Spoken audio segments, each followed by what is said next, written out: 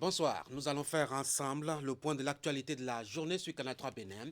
C'est l'heure de vous informer, voici les titres. Les premières notes déjà pour les candidats au baccalauréat de juin 2020.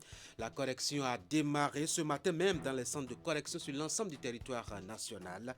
L'exercice devrait prendre toute la semaine à tenir compte des éventuels traînes à bic rouge à la main. Nous irons faire le constat avec Ali Momoni. Puis le comité technique de gestion du projet moyen de subsistance durable a ouvert sa deuxième session ordinaire. Les membres qui se consultent à Dassazoumé depuis la semaine écoulée veulent évaluer les performances du dit projet. Et puis les incitateurs de la candidature présidentielle sont à pied d'œuvre et leur rang grossissent au fil des jours. Ils n'ont Dieu à l'heure actuelle que pour Patrice Talon dont ils veulent avoir le dossier de candidature pour la compétition électorale à venir. C'est Commun qui a rejoint la marche tout récemment. Merci pour la fidélité. Bonsoir, bienvenue. La correction des copies des candidats à l'examen du baccalauréat qui s'est tenu il y a une semaine déjà, a démarré ce matin sur l'ensemble du territoire national. Il y a au total 10 centres pour cet exercice qui devrait prendre, prévision pour prévision, à peu près une semaine. D'ici au résultat donc, environ 2 autres étapes après celle qui a commencé ce matin. À Cotonou, le centre de correction a ouvert ses portes et ses premiers ateliers très tôt. Ali Momoni. Le lycée technique Koulibaly est l'un des centres retenus pour la correction du baccalauréat, session de juillet 2020. Ici, environ 400 correcteurs sont déployés pour cette opération. Ce qui nous concerne ici, c'est la série B et la série technique, la série E, F et G. Au plan national, c'est une dizaine de centres qui sont réservés pour cette phase de la correction des copies. Et les matières varient d'un centre à un autre. Au nombre des centres retenus à Cotonou, il y a également celui du Collège d'enseignement général de Bégamé. Mais nous avons un centre global attribué à Bégamé et dans ce centre-là, il y a 9 établissements. Voyez-vous, donc ça fait environ 7000 candidats. Et dans chaque série, dans chaque matière, il faut autant de correcteurs qu'il en faut pour épuiser la correction. L'opération de correction des copies du baccalauréat session de juillet 2020 a bien démarré dans les différents centres que nous avons visités. Pour la première journée, les correcteurs ont d'abord tenu une séance d'échange pour s'harmoniser au sujet du corrigé type et du barème. C'est un travail minutieux qui se fait. Alors, ce matin, c'est la première fois que les correcteurs se retrouvent. Donc, la première chose à faire, c'est de s'entendre sur le corrigé type. Et là-dessus, ils s'harmonisent pour que les points de vue soient les mêmes et que les notes aussi ne voyagent pas très loin les unes des autres. C'est ça qui a été fait, c'est ça qui se poursuit encore maintenant, avant que la correction ne commence véritablement en début de cet après-midi. Nous commençons toujours par faire un test avec un lot de 5 copies par correcteur d'abord. Là, dans ces conditions, les différents contrôleurs essayent de suivre correctement pour s'assurer que les correcteurs sont effectivement dans le bain de ce qui a été prévu. Donc cette phase-là va se dérouler tout à l'heure et c'est après cette phase que nous allons entrer dans le plein pied, donc au niveau de la correction du gros lot de copies. Je tiens à préciser que le bac béninois se déroule avec la permutation des copies. Donc personne ne peut savoir là où une copie a été corrigée exactement, la copie d'un candidat, parce que nous échangeons les copies, les lots de copies avec les autres centres. Dans le contexte de la crise sanitaire mondiale, des dispositions sont prises pour respecter les mesures barrières et empêcher la propagation de la pandémie de la Covid-19.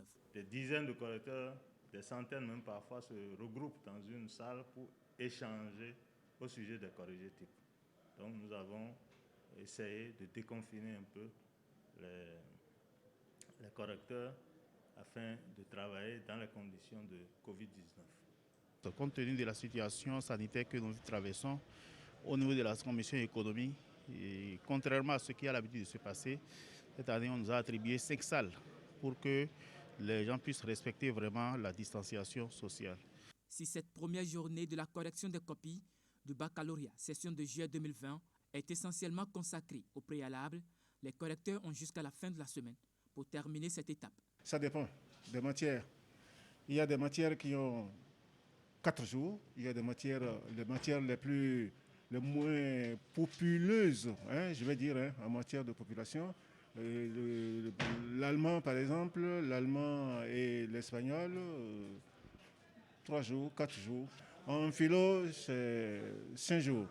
Français aussi, c'est 5 jours. Histoire géo, c'est 4 jours.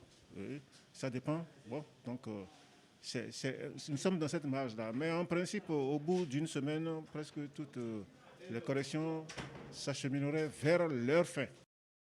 Voilà, pour ce qui est donc du démarrage de la correction donc des copies des candidats au baccalauréat session de juillet 2020, il faut le dire, l'examen a eu lieu un peu plus une semaine en arrière. On va changer de registre. À Dassazoumé, les membres du comité technique de gestion du projet moyen de subsistance durable échangent depuis la semaine écoulée au sujet du dit projet. C'est une occasion d'évaluation pour cette deuxième session ordinaire du comité, dont les travaux sont placés, faut-il le rappeler, sous la direction du secrétaire général adjointe du ministère du Plan et du Développement. Le reportage. Le comité technique de gestion du projet moyen de subsistance durable, PMSD, tient sa deuxième session ordinaire de l'année 2020 à Dassazoumé. Les travaux sont conduits par la secrétaire générale adjointe du ministère du Plan et du Développement et ont permis d'analyser les performances du projet au 30 juin 2020 et de faire des recommandations à l'endroit de l'unité de gestion du projet pour l'atteinte des résultats fixés pour cette année. Les débats ont été très enrichissants. Et malgré les conditions du Covid, le projet a pu atteindre un taux d'exécution physique de 41,49% et un taux d'exécution financière de 36,52%. Cela voudrait dire que nous avons pleinement espoir que les performances seront atteintes. Je crois que tout ce que nous avons collecté ici comme recommandation sera pris en compte et soyez rassurés, tous les acteurs seront satisfaits de l'exécution de ces recommandations. Les membres du comité technique de gestion, le représentant résident du PNUD et le maire de Sabalou ont à cet effet effectué une visite de terrain pour mieux apprécier les infrastructures réalisées par le projet pour les cultures à contre-saison dans les villages de Damen et Arouyankame au profit des populations.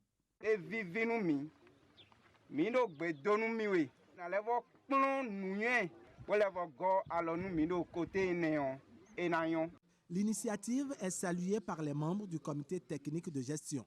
Ce projet se retrouve parmi les meilleurs projets en termes de visibilité, en termes de résultats sur le terrain et en termes d'impact sur le développement local. Nous, ce que nous avons à faire, c'est de veiller, de prendre les dispositions pour que tout ce qui est fait comme réalisation puisse être bien approprié et qu'il y ait une pérennisation de ces acquis. Appuyé par le gouvernement du Bénin, le Fonds pour l'environnement mondial et le Programme des Nations unies pour le développement, le PMSD vise à soutenir une agriculture résiliente, à mettre en place des moyens de subsistance durable et à réduire la vulnérabilité des communautés face aux effets néfastes des changements climatiques dans 5 communes du Bénin. J'ai beaucoup appris à travers nos échanges, à travers nos visites sur le terrain. L'accompagnement que nous faisons auprès du gouvernement du Bénin pour assurer le bien-être des populations béninoises, nous sommes dans le bon chemin. Le maire de Sabalou promet tout mettre en œuvre pour la viabilité des sites aménagés et la durabilité des acquis du projet. On vous rassure que ce qui est fait sera utilisé à bon escient. Voilà, pour donc le point de ce reportage de Wahab Alibara. On va parler actualité maintenant, la fête du 1er août. Cela fait 60 ans que le Bénin est indépendant, vous le savez. Mais connaissez-vous son histoire, tout au moins au plan syndical?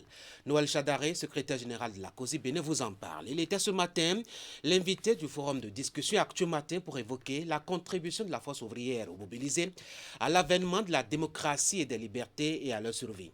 Et il le dit sans fausse modestie.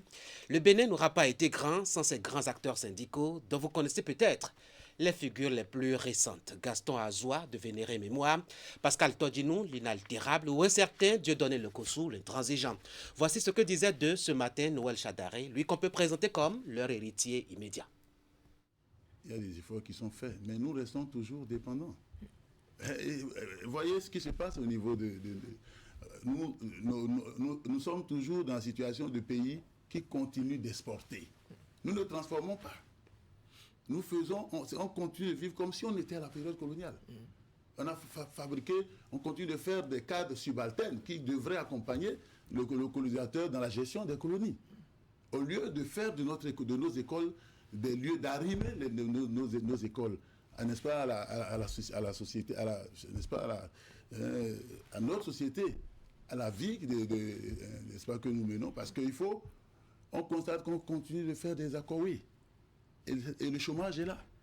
On constate aussi qu'on ne transforme pas ce que nous avons comme matière. Le coton, c'est exporté. Le cajou, karité, tout ça, ce que nous avons, on continue. Donc, on n'a pas changé. Non, mais c'est évident que le syndicat a été de tous les grands changements. Tous les grands changements, à la pointe de tous les grands changements de notre pays. Et la dernière en date, vous savez, c'est 89. Les syndicats étaient au premier plan, donc de l'avènement du renouveau démocratique. Donc il faut saluer tous ces grandes figures tutélaires du syndicalisme que nous avons, les Gaston Azoua, tous ceux que vous connaissez dans cette histoire, qui ont joué les rôles les plus importants, Azoua, Lekossou, comment il s'appelle, Todinou Pascal, Léopold Dossou, l'un des tout premiers, Léopold Dossou, n'est-ce pas, et donc d'autres que j'en oublie, je ne pourrais pas tout citer. Donc on a joué un rôle important dans l'histoire de ce pays. S'il n'y avait pas le syndicat, je crois qu'on n'aurait pas eu tous ces résultats, même si aujourd'hui le syndicat est un peu au creux de la vague, je dois reconnaître, parce qu'avec les lois qui ont été votées par-ci, par-là, qui freinent les fers, n'est-ce pas? Parce que on a ces lois qui ne permettent pas l'expression véritable, n'est-ce pas, du droit syndical, enfin, l'expression véritable des libertés syndicales. Le droit syndical est en situation un peu difficile dans notre pays actuellement. Et je crois qu'à un moment donné, il faudra que le pouvoir qui est là revoie un peu, parce que c'est ces lois qui ne nous permettent pas véritablement le syndicat n'est pas l'ennemi du pouvoir. Le syndicat est un partenaire. On a verrouillé en mettant ces lois. C'est les préjugés. C'est les préjugés que la peur des hommes politiques, de voir le syndicat comme quelqu'un qui pourrait leur mettre les bâtons dans les roues. Voilà.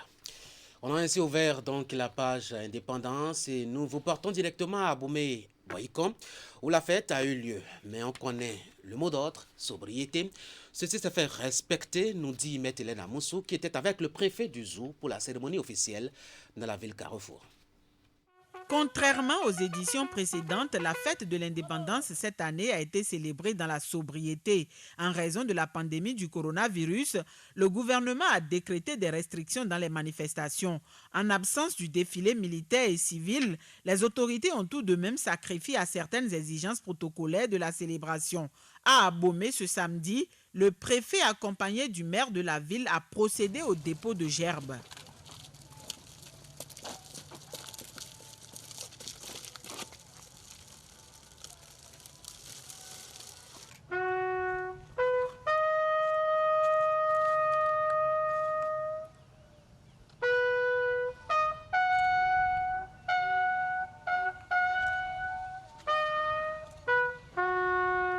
Devant quelques éléments des forces de défense ainsi que les membres du conseil communal, la cérémonie s'est déroulée dans la modestie totale. Il faudrait que nous ayons tous en mémoire que nous devons toujours continuer de nous libérer. Parce que c'est par le travail que l'homme se libère. Il faudrait que le travail soit bien fait, comme l'a toujours dit le chef de l'État, le président Patrice Talon. Et appeler tous les cadres, nos populations du département du Zou, à une réflexion, à savoir ce que nous avons pu faire depuis notre indépendance. Qu'est-ce que nous pouvons continuer par faire pour être effectivement indépendants, mais également assurer les conditions de vie propices à nos populations. Boycon n'a pas dérogé à la règle. Le nouveau maire et son conseil, assistés d'un détachement de la police républicaine, ont marqué l'événement. L'autorité communale a d'abord fait la revue de troupes, salué le drapeau avant de se recueillir, bouquet de fleurs en main, devant le monument aux morts. S'adressant ensuite à l'Assemblée, Rufino d'Almeida a invité les uns et les autres au strict respect des gestes barrières. J'ai été impressionné par la sobriété de la cérémonie, mais en même temps son côté sur la laine. Les populations de Boycon, quand bien même ne les avons pas invités, ont fait le déplacement. Je note que depuis quelques mois, quelques années, notre pays commence à être cité parmi les grandes nations. C'est également un pays où l'indice de pauvreté diminue. C'est-à-dire que le Bénin est sur la bonne voie, nous devons garder le cap. Nous sommes dans une dynamique actuellement, la dynamique de la rupture qui est une très bonne dynamique que nous voulons perpétuer. Je dirais à nos concitoyens d'être sereins, d'être confiants et de faire confiance à notre gouvernance locale. Réduite au juste essentiel, la commémoration des 60 ans d'indépendance du Bénin à Boycon et à Abomey s'est déroulée sans grande réjouissance. L'ambiance est restée celle des jours ordinaires dans les villes. Absolument. Et à Covey, non loin de là, une trentaine de kilomètres à peine, sobriété totale aussi. On a respecté le coronavirus dans ses limites qu'il a tracées et imposées au comportement humain dorénavant. Le maire s'est donc contenté de la cérémonie très sommaire de dépôt de gel. Puis après, on a continué à parler de coronavirus pour que ceux qui en doutent encore en prennent la pleine mesure. On va retrouver Imette Hélène Amousso. 60e anniversaire de la cession du Bénin à la souveraineté nationale et internationale. L'événement n'est pas passé sous silence à Covey. Outre la revue des troupes, le premier citoyen de la ville a également procédé au dépôt de gerbes. La cérémonie a mobilisé autour de lui les conseillers communaux ainsi que les éléments de la police républicaine. Tout s'est passé dans le respect des instructions données par le gouvernement et l'observance des gestes barrières. La souveraineté nationale doit être fêtée tous les ans. Et je pense que nous venons de terminer le dépôt de gerbes telles les institutions en ont parlé. On est contraint de suivre les institutions des chefs de l'État. Et je pense que ça va être ainsi dans toutes les communes du Bénin. On ne peut rien. Il faut d'abord la santé et celui qui cherche à préserver la santé de l'homme, il faut quand même lui dire merci. Très ravi de me retrouver à ma toute première fois à cette cérémonie. C'est dans l'intention d'œuvrer pour le développement de ma patrie. Donc c'est un droit civique à moi. Et comme tous les conseils, nous avons tous accompli ensemble. Et ça s'est bien passé. Élu à la tête de la commune de Covey pour cette 4e mandature de l'aide à la décentralisation, Auguste Aïroun a profité de l'occasion pour réaffirmer sa disponibilité et sa détermination à œuvrer pour le développement de la commune. Le nouveau maire de Covey, pour atteindre les objectifs fixés, compte sur l'engagement des filles et fils de la localité. Je voudrais souhaiter bonne fête à tous mes concitoyens et à toutes mes concitoyennes et leur dire que 60 ans dans la vie d'une nation, c'est vraiment important et que cela normalement méritait d'être fêté avec faste, avec beaucoup de ferveur.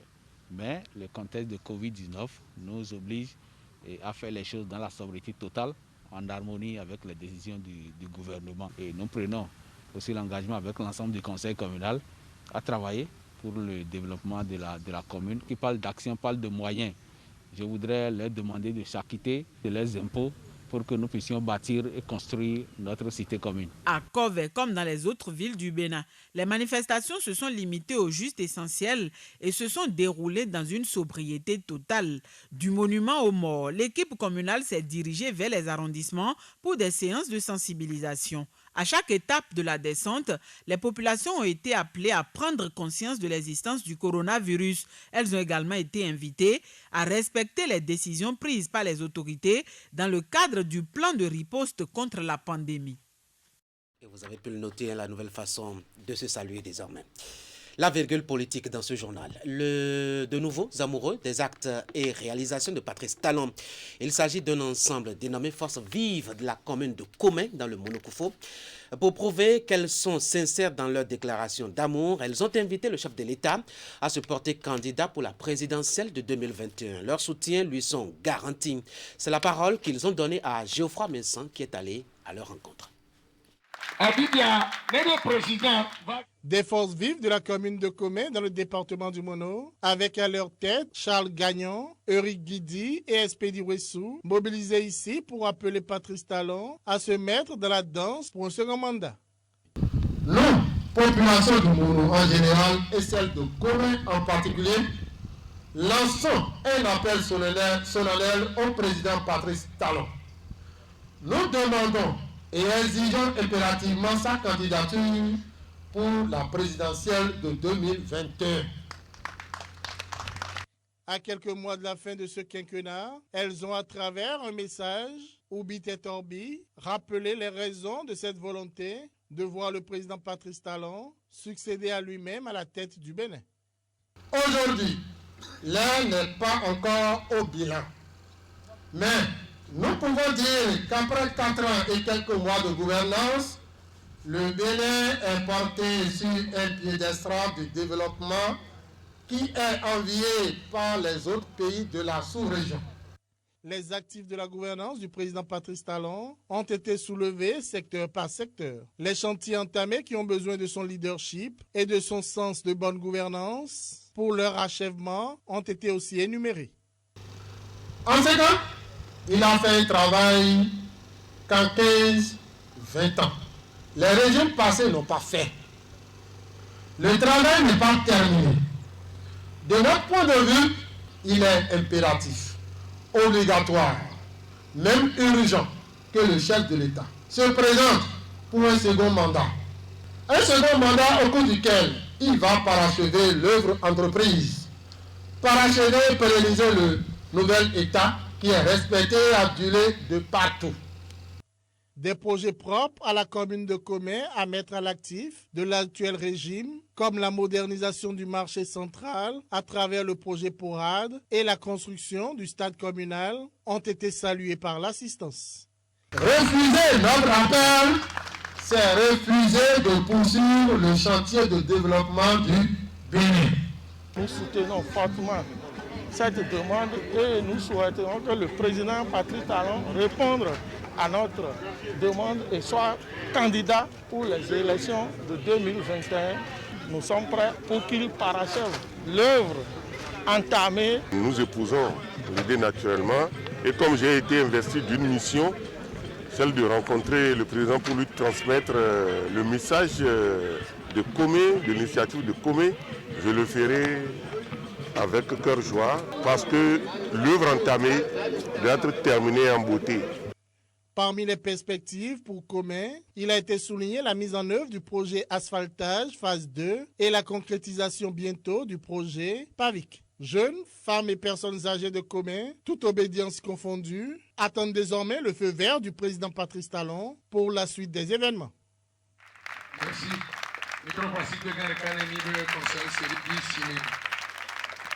Il y a une dernière information que je dois partager avec vous avant de fermer ce 19h30. Il y a désormais une annexe de la SB2E à Sekandji pour les populations clientes de la structure en charge de l'énergie électrique au Bénin. L'inauguration a eu lieu la semaine écoulée et réduit sensiblement les difficultés que vivent les abonnés pour accéder aux services de la dite société. Clément Achadé.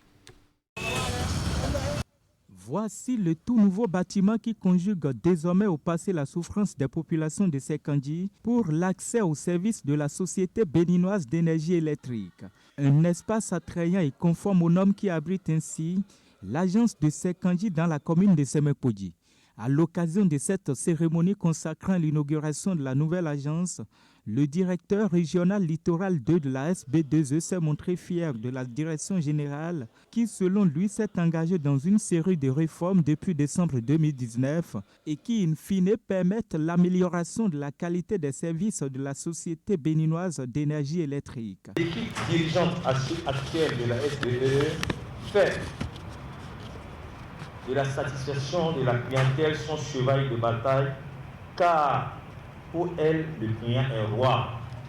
La cérémonie qui nous réunit ici ce soir est la preuve tangible que la direction générale est réellement à l'écoute de sa clientèle, car l'agence de Seplangi était logée dans un bâtiment très difficile d'accès pour la clientèle et les agents de la SBE en saison pluvieuse.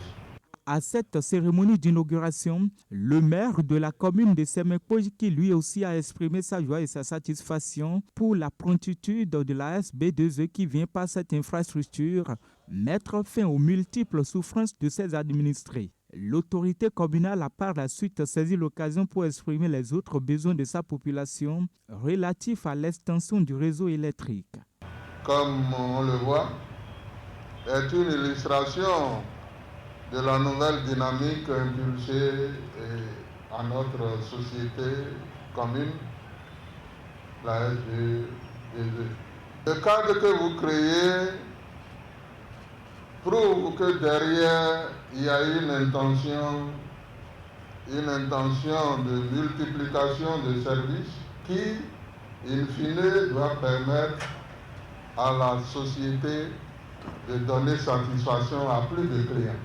Pour les clients et pour les employés même de l'ancienne agence, l'ancienne localisation de l'agence, à saison des pluies, il était quand même assez laborieux de pouvoir accéder au bureau pour travailler et aux clients pour pouvoir acquitter leurs factures ou faire des demandes de branchement.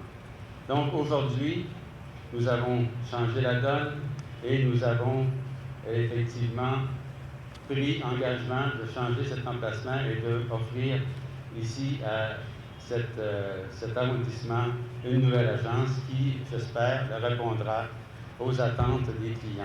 Oui, parce que nos clients, oui, c'est vrai, je l'ai dit, je le répète encore, nous avons un leitmotiv depuis notre arrivée et c'est de faire en sorte de satisfaire la clientèle. Lentement mais sûrement, le paradis promis par Paradis Jacques se traduit par des actions sur le terrain. Ce tout nouveau bâtiment en est l'une des preuves tangibles. Le personnel de cette agence relocalisée s'engage par cette œuvre qui vient changer ses conditions de travail à satisfaire davantage le besoin de la clientèle et accroître le nombre d'abonnés. Un beau bâtiment en plus. Mesdames et messieurs, c'est la fin de ce 19h30. Nous sommes allés constater le démarrage de la correction des copies des candidats du baccalauréat de juillet 2020. L'exercice devait prendre toute la semaine en principe, selon les informations rapportées par Ali Moumouni dans son reportage. Nous sommes revenus sur la célébration de la fête du 1er août dans les communes de l'intérieur du Bénin, précisément dans le Zoom. Imet Elena Moussou nous a proposé les images d'Abomey, de Boaïko et de Corvey, trait d'union entre ces trois localités, la sobriété. Et puis, c'est la saison des demandes de candidature pour la présidentielle prochaine au Bénin. Un seul homme semble le vénard de l'heure. Patrice Talon, à la faveur des jeunes et des femmes, vous en avez eu les échos qui nous sont parvenus depuis et commun les détails sur, justement, ce reportage-là de Geoffroy Mensa. C'est donc le début de l'aventure hebdomadaire qui reprend ainsi à partir de ce soir. Merci d'avoir été là. Demain, nous nous reverrons pour une autre virée informationnelle. Prenez soin de vous. Bonsoir.